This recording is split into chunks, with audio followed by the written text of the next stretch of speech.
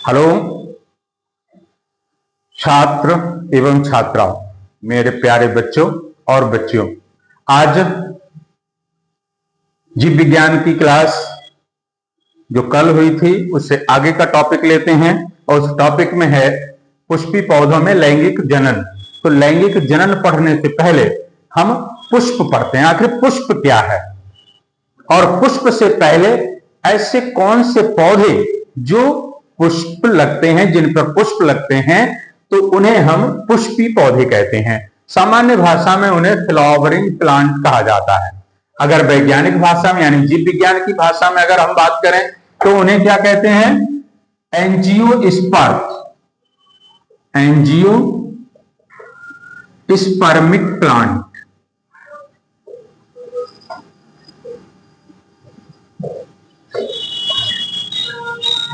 इसकी विपरीत अगर हम जाएं तो वैसे आपकी यहां जरूरत नहीं है।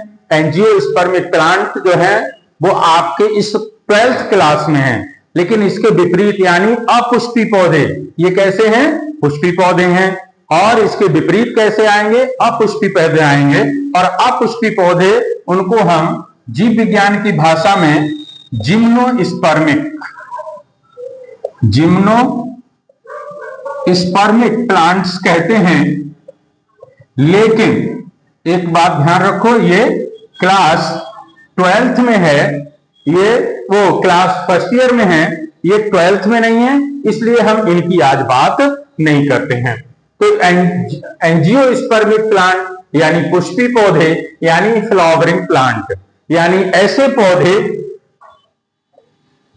कैसे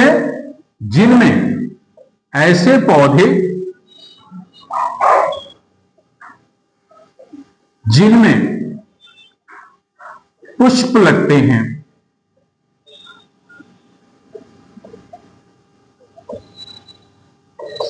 पुष्पी पौधे कहलाते हैं। ये सामान्य सी बात है, सबको पता है। पुष्पी ऐसे पौधे जिनमें पुष्प लगते हैं पुष्पी पौधे कहलाते हैं, और इन्हें सामान्य भाषा में हम फ्लावरिंग प्लांट कहते हैं। और पुष्पी पौधे पूरे विश्व में सबसे ज्यादा एडवांस प्लांट कहलाते हैं। सबसे प्राथमिक प्लांट कौन से हैं? शैवाल, कल हमने आपको बताया था। लेकिन पुष्पी पौधे कैसे हैं? एडवांस प्लांट है। ये बहुत ज्यादा विकसित प्लांट हैं। इनकी संरचना बहुत ही ज्यादा जटिल संरचना है और इसीलिए इनको हम एडवांस प्लांट कहते हैं, एडवांस पौधे कहते हैं। तो पुष्प पौधे, पुष्पीय पौधों के अंदर जो पुष्प लगते हैं, तो पुष्प की परिभाषा क्या है, ये सबसे पहले जानने वाली बात है। ये पहला प्रश्न बनता है इस पाठ में कि पुष्प की परिभाषा क्या है, पुष्प किसे कहते हैं। कितने लोगों को पता है कि पुष्प किसे कहते हैं? देखा तो सबने होगा, हैं? गुलाब का पुष्प है, गुड़हल का पुष्प है, हर पौधे में पुष्प लगता है। तो पुष्प की परिभाषा क्या है? तो सबसे पहले दो परिभाषाएं हमने यहां लिखी हैं, दोनों का मतलब एक ही है, शब्दों का हेरफेर है। प्ररोह के संघनन व रूपांतरित भाग को पुष्प कहते हैं। यानी कि प्ररोह माने तना, संघनन माने पास पास आना, बिल्कुल साथ साथ आ जाना, बिल्कुल पास में आ जाना। रूपांतरित माने अपने रूप में परिवर्तन कर लेना, और ऐसे भाग को हम पुष्प कहते हैं। दूसरी परिभाषा इसी का दूसरा शुद्ध रूप है। शुद्ध का मतलब आपकी समझ में, प्ररोह की जगह मैंने तना कर दिया है, बस, और कोई खास अंतर नहीं है। तने का वह भाग जो संघनित व रूपांतरित होकर विशिष्ट संरचना निर्मित करता है, पुष्प कहलाता है। इतनी बात समझ में आ गई? संघनन का मतलब समझ गए? जैसे मान लीजिए ये तना मैंने आपको यहां दिखाया है, ये तना है, और इस तने पर क्या होता है? तना काय से लगा होता है? ये तना, और तने से क्या लगी हुई है? ये है तना, स्टेम, और ये है शाखा। और शाखा पर क्या लगा है? पत्तियां। तो जो पत्तियां दूर दूर होती हैं वो हरे रंग की होती हैं, लेकिन कुछ पत्तियां शीर्ष पर जाकर के या साइड से बहुत पास पास आ जाती हैं, बहुत नजदीक आ जाती हैं, और नजदीक आकर के अपने रूप में परिवर्तन कर लेती हैं, अपना रंग परिवर्तित कर लेती हैं। रंग और रूप दोनों में परिवर्तन आ जाता है और पास पास आ जाती हैं, जिससे एक विशिष्ट बहुत ही सुंदर मनमोहक संरचना बनती है, जिसे हम पुष्प कहते हैं। तो ये भाग हो गया पुष्प। तो यानी कि एक पौधे पर क्या होता है, तना होता है, शाखा होती है, शाखा पर पत्तियां लगी होती हैं और पत्तियां आगे चल करके क्या करती हैं, कुछ पत्तियां संघनित होकर के एक विशिष्ट संरचना निर्मित कर लेती हैं, जिसे हम पुष्प कहते हैं। तो पुष्प क्या है ये हमने आपको यहां बताया। और पुष्प जो है वो पौधे का जनन भाग कहलाता है, जनन भाग कहलाता है। और इसीलिए पुष्प के अंदर जो जनन अंग हैं, उन जनन अंगों का अब हम संरचना पढ़ेंगे। लेकिन उससे पहले पुष्प की उपयोगिता क्या है, पुष्प का महत्व क्या है, तो इसके बारे में थोड़ी सी, बस ज्यादा नहीं, थोड़ी सी जानकारी हासिल करेंगे और उसके बाद आगे की बात करेंगे। तो पुष्प का महत्व और पुष्प की उपयोगिता कितने लोग जानते हैं?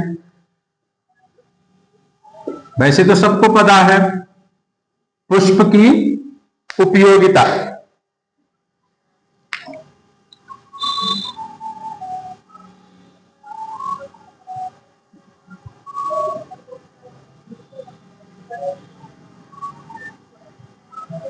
पुष्प की उपयोगिता यानी पुष्प का उपयोग कहां होता है? कितने लोग जानते हैं कहां कहां उपयोग होता है, बताएंगे? सबसे पहले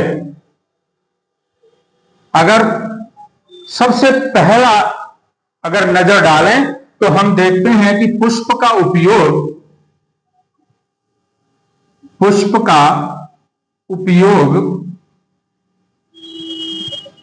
पूजा पाठ में सबसे ज्यादा दिखाई देता है।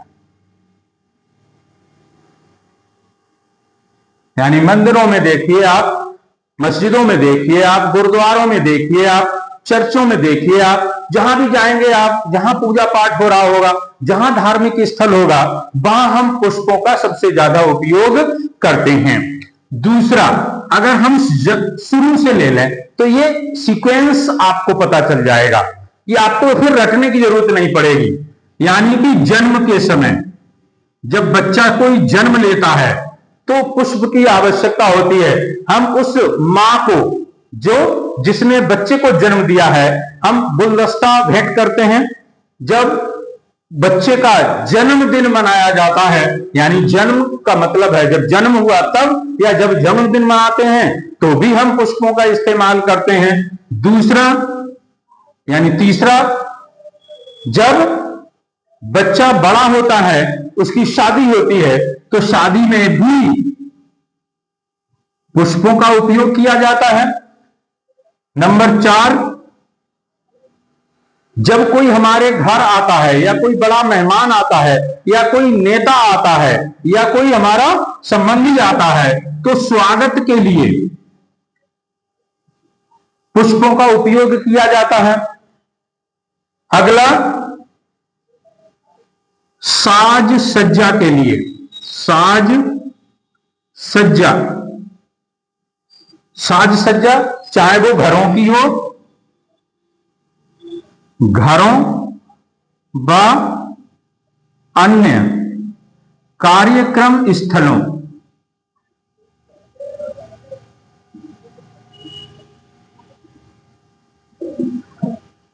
घरों की सज्जा, जब कोई त्योहार होता है, दीपावली होती है, जन्माष्टमी होती है, जब कोई त्योहार होता है तो हम अपने घरों को सजाते हैं।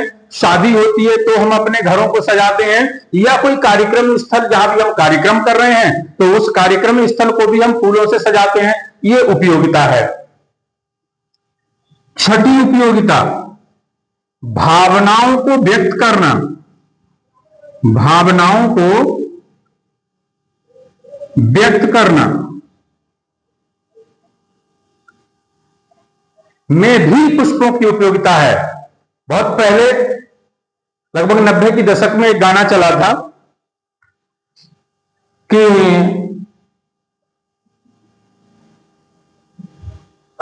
फूल तुम्हें भेजा है खत में, फूल नहीं मेरा दिल है।